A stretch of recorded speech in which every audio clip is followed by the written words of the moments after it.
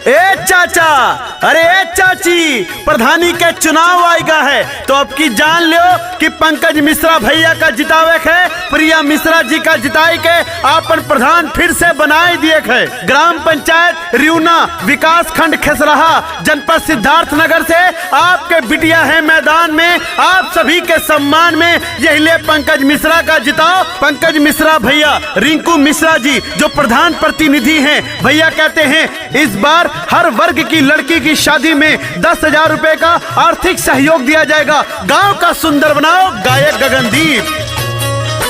पंकज भैया मांगे मत धनवा हो, चाची रखी हथियानवा।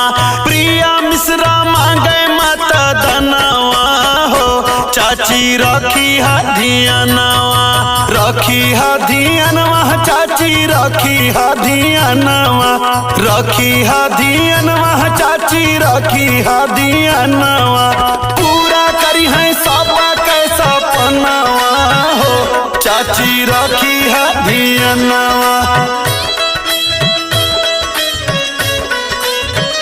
चाची रखी हथियानवा। ए भैया 2005 से 2015 तक पूर्व प्रधान श्री जगदीश मिश्रा जी के छोटे बेटे पंकज मिश्रा जी की पत्नी प्रिया मिश्रा जी मैदान में हैं। चाचा चाची के आशीर्वाद मिले के चाहिए, सबके प्यार दुलार मिले के चाहिए और इस बार पंकज भैया का फिर से जिताए दिए है और गांव के सम्मान बढ़ाए दिए है। काहे कि आपन बेटवा आपन चहेता है मैदान में पंकज मिश्रा।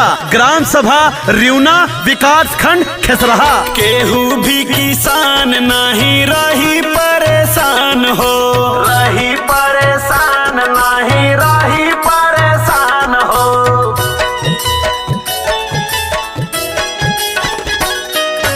केहू भी किसान नहीं रही परेशान हो, रही परेशान नहीं रही परेशान हो। पंकज भैया करी है सबके दुख के निदान हो। पूरा करी है सगरवार मनावा हो, चाचा रखी हथियानवा। पूरा करी है सब कैसा पनावा हो, चाचा रखी हथियानवा। पंकज भैया मांगे माता धनवा हो, चाचा रखी हथियानवा।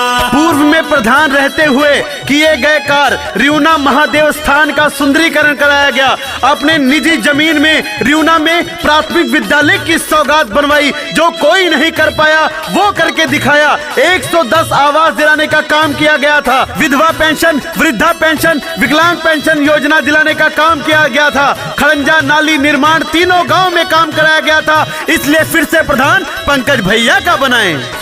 बिजली सड़क पानी सब दिलवाई दी हैं, सब दिलवाई दी हैं, सब दिलवाई दी हैं।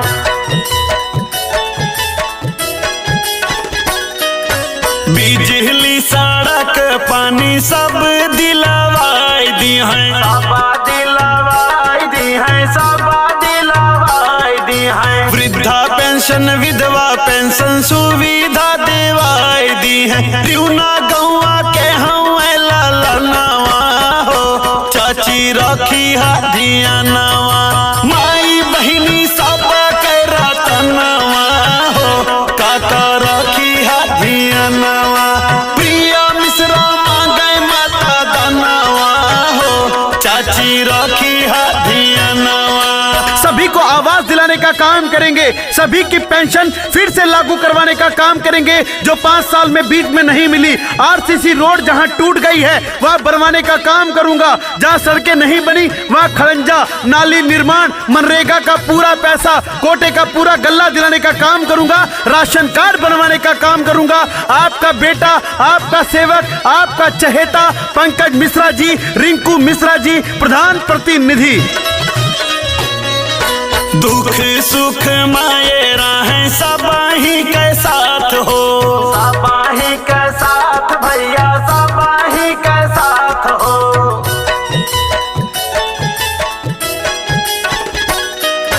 दुख सुख माये राहें सब ही के साथ हो, सब ही के साथ भैया, सब ही के साथ हो। रिंकू मिश्रा करी है नाही केहू का निराश हो, टूटे नाही अन्न के बचनवा हो, काका रखी हथियनवा, टूटे नहीं अन्न के बचनवा हो, काका रखी हथियनवा।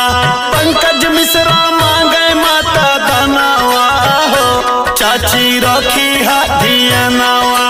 आज प्रिया मिश्रा जी के साथ में, पंकज मिश्रा भैया जी के साथ में, रिंकू मिश्रा जी के साथ में, बड़े भाई नारद मिश्रा जी, राहुल भैया एडवोकेट जी, राजन मिश्रा भैया जी, रंजीत भैया जी, उमेश भैया जी, रामकरण भैया जी, मंटू मिश्रा जी, रामदास मिश्रा मास्टर भैया जी, गोपाल भैया जी, समस्त ग्रामवासी इनके साथ में चल पड़े हैं। सम्मिलित गांव सरेनिया बूढ़ी गोसियारी की जनता ने मन में ठाना है अब की फिर से प्रधान पंकज भैया का बनाना। राखे ले ये सब ही का दिल में बसाई के, दिल में बसाई के हो, दिल में बसाई के।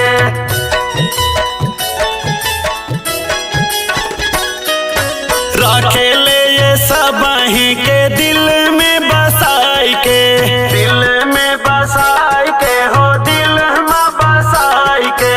खाना भी खियावे ले हो साथे बैठाई के, सबके खातिर दे दी है परनवा हो, काकी रखी हथियनवा, सबके खातिर दे दी है